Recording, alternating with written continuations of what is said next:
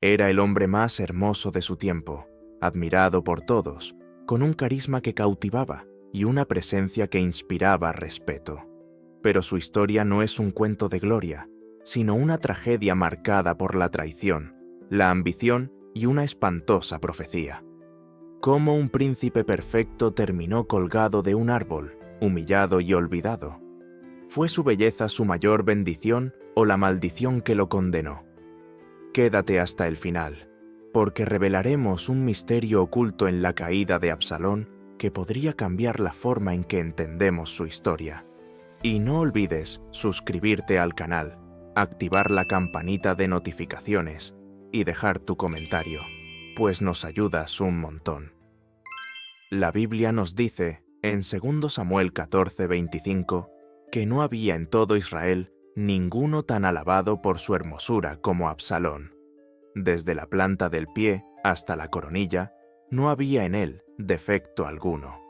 Su cabello largo y abundante, que cortaba solo una vez al año, pesaba 200 ciclos, un detalle que parece inofensivo, pero que jugará un papel crucial en su trágica caída. Absalón no solo era bello físicamente, sino que también poseía un carisma magnético. Su porte majestuoso, su linaje real y su manera de hablar lo convirtieron en una figura admirada y, en muchos casos, envidiada. Desde joven, destacó por su seguridad en sí mismo y su presencia imponente, lo que le permitió construir una imagen de líder ideal. Su capacidad para conectar con el pueblo, su inteligencia estratégica y su audaz iniciativa política lo perfilaban como el sucesor perfecto de David. Aunque poseía todas las cualidades externas de un líder, Absalón carecía de la humildad y la obediencia que distinguieron a su padre en sus primeros años de reinado. La vanidad de su belleza y la facilidad con la que conquistaba corazones le hicieron creer que su destino era reinar, pero su falta de sujeción a la voluntad de Dios terminó llevándolo por el camino de la destrucción. Todo cambió con un hecho desgarrador. Su hermana Tamar fue violentada por Amnón, el primogénito de David. La Biblia narra este episodio en 2 Samuel 13:1-22, describiendo cómo Amnón, consumido por un deseo enfermizo, fingió estar enfermo para atraer a Tamar a su habitación y abusar de ella. Amnón, el primogénito de David, se enamoró obsesivamente de su media hermana Tamar, quien era una mujer virgen y muy hermosa. Su deseo por ella lo llevó a enfermarse de angustia, pues sabía que no podía tenerla. Y estaba Amnón angustiado, hasta enfermarse por Tamar su hermana, pues por ser ella virgen, le parecía a Amnón que sería difícil hacerle cosa alguna. 2 Samuel 13:2. Jonadab, primo de Amnón y un hombre astuto, ideó un plan para engañar a Tamar. Le aconsejó a Amnón que fingiera estar enfermo y pidiera al rey David que enviara a Tamar a su habitación para cocinarle algo con sus propias manos. Acuéstate en tu cama y finge que estás enfermo, y cuando tu padre viniere a visitarte, dile: te ruego que venga mi hermana Tamar, para que me dé de comer y prepare delante de mí alguna comida, para que yo la vea y coma de su mano. 2 Samuel 13:5. Amnón siguió el consejo de Jonadab, y cuando David lo visitó, le pidió que Tamar viniera a cocinarle. Sin sospechar nada, David envió a Tamar a la casa de Amnón. Entonces, David envió a Tamar a su casa, diciendo: ve ahora a casa de tu hermano Amnón y hazle de comer. 2 Samuel 13:7. Tamar, con la inocencia y el amor fraternal que la caracterizaban, entró en la habitación de Amnón y preparó unas tortas para él. Y tomó ella la masa y la amasó, y coció tortas delante de él. 2 Samuel 13:8. Cuando la comida estuvo lista, Tamar se la ofreció, pero Amnón se negó a comer y ordenó a sus sirvientes que salieran de la habitación. Echad fuera a todos de aquí. Y todos salieron de allí. 2 Samuel 13:9. Una vez a solas, Amnón mostró sus verdaderas intenciones. Le pidió a Tamar que se acostara con él, pero ella se resistió desesperadamente, argumentando que ese acto era una vileza en Israel. No, hermano mío, no me hagas violencia, porque no se debe hacer así en Israel. No hagas tal vileza. 2 Samuel 13:12. Tamar incluso le sugirió que, si realmente la deseaba, podría pedir su mano al rey y casarse con ella legítimamente. Yo te ruego que hables al rey, que él no me negará a ti. 2 Samuel 13:13. Pero Amnón, cegado por su lujuria, no quiso escucharla, mas él no quiso oírla, sino que, pudiendo más que ella, la forzó y se acostó con ella. 2 Samuel 13:14.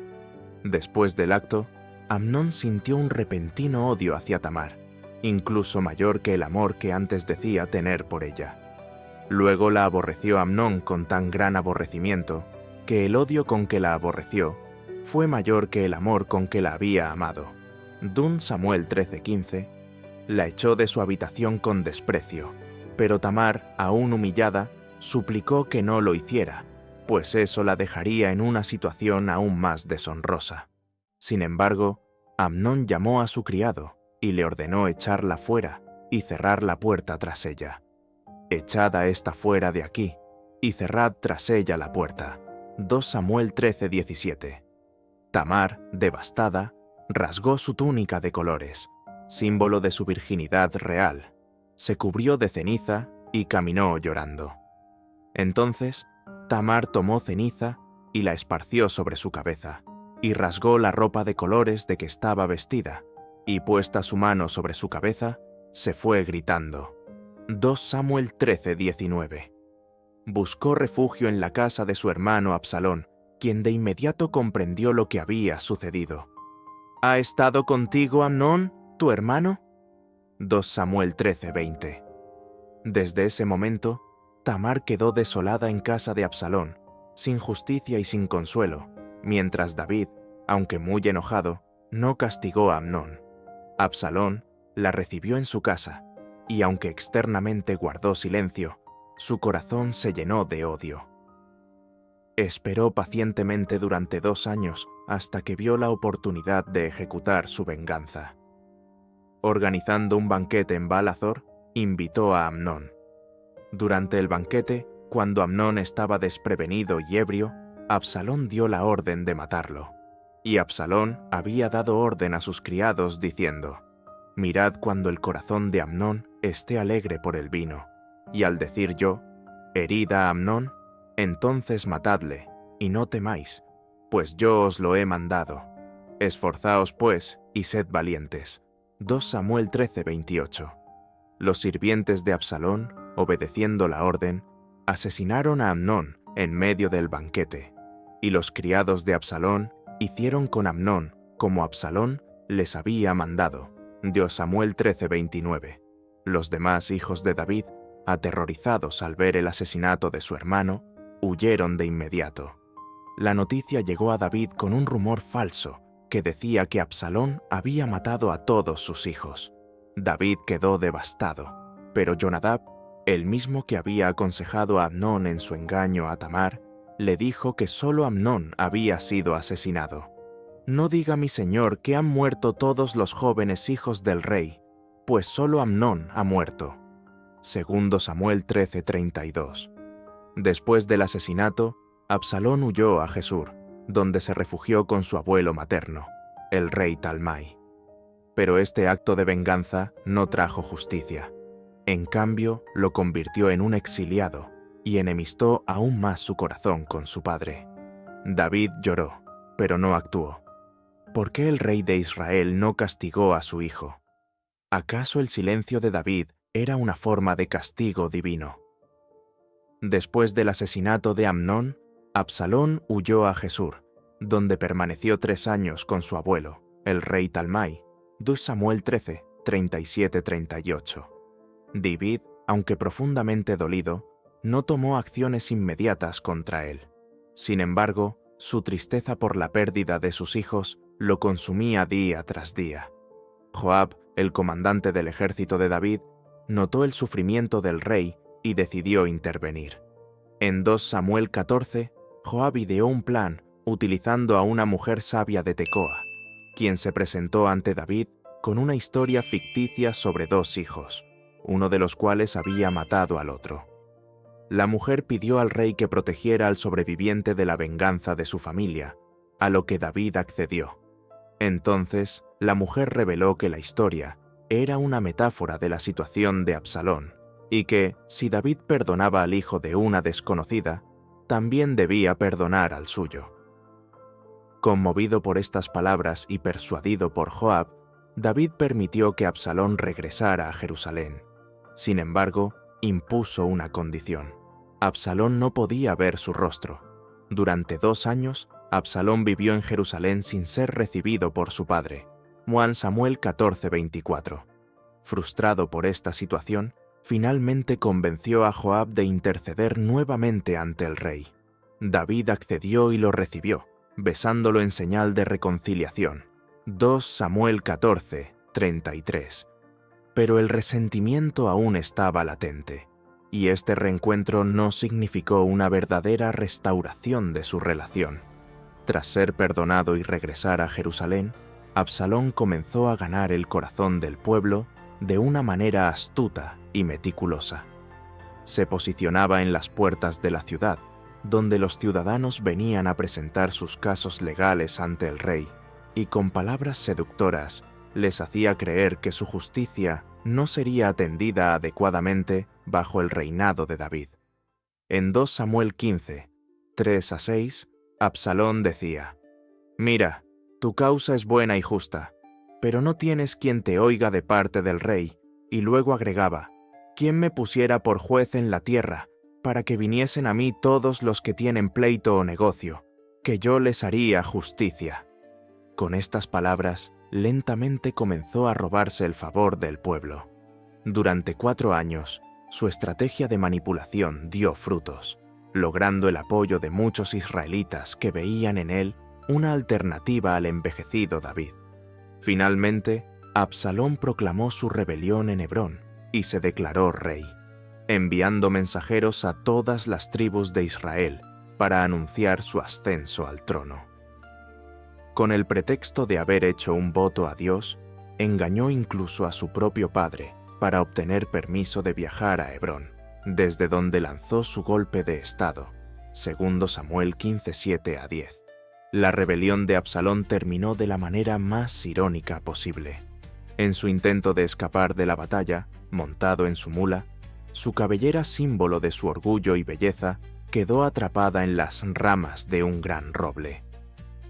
La Biblia narra en 2 Samuel 18:9 que quedó suspendido entre el cielo y la tierra, mientras su mula continuaba su camino, dejándolo indefenso. Este detalle es significativo. Absalón, quien había deseado estar por encima de todos, quedó atrapado en un estado de humillación absoluta, sin poder avanzar ni retroceder. Uno de los soldados de David lo vio colgando del árbol y corrió a informar a Joab. Sin dudarlo, Joab tomó 3 dardos y los clavó en el corazón de Absalón, a pesar de que David había ordenado que lo trataran con misericordia. 2 Samuel 18:14. Luego, 10 de los escuderos de Joab rodearon a Absalón y lo remataron. Así terminó la vida de un hombre que, a pesar de su belleza y carisma, no pudo escapar de su destino. Cuando la noticia llegó a David, su dolor fue desgarrador.